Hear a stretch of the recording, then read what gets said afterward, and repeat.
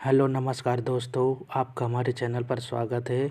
आज हम राजवंश संस्थापक और राजधानी से संबंधित इम्पोर्टेंट क्वेश्चन कवर करेंगे।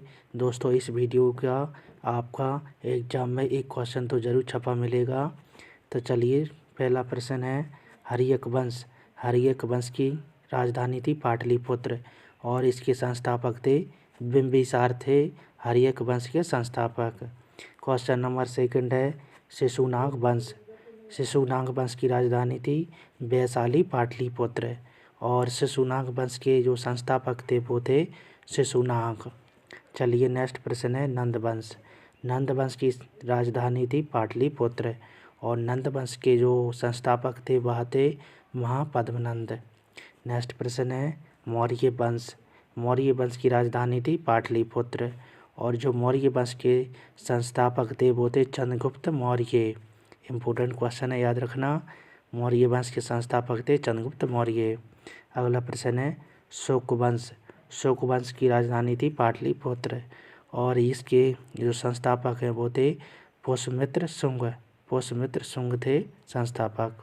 अगला प्रश्न है, कंडप वंश की राजधानी थी पाटलिपुत्र और इसके संस्थापक थे वासुदेव। दोस्तों, ये क्वेश्चन बार बार एग्जाम में रिपीट होता है। कंडप वंश के संस्थापक थे वासुदेव। अगला प्रश्न है, सातवाहन वंश की राजधानी थी प्रतिष्ठान और संस्थापक थे सिमुख।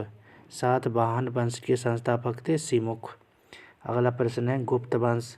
दोस्तों, ये महत्वपूर्ण क्वेश्चन है। गुप्त वंश जो एसएससी परीक्षा में सबसे ज़्यादा रिपीट होता है।